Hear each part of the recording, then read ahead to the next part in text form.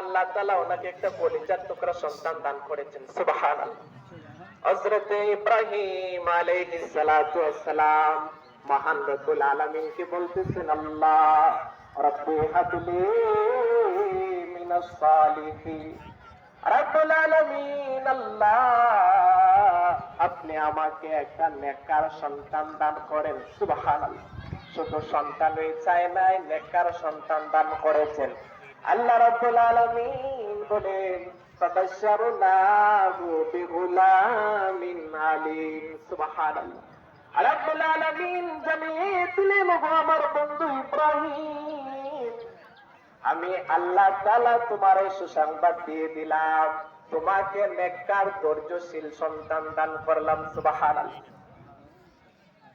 ভাইরা আমার, সন্তান যখন উনি পাইলেন, কিছুদিন যেতে না যেতে আল্লাহ তাআলা আদেশ করলেন, ইব্রাহিম তোমার সন্তান আর তোমার স্ত্রীকে বনবাস দিয়ে আসো।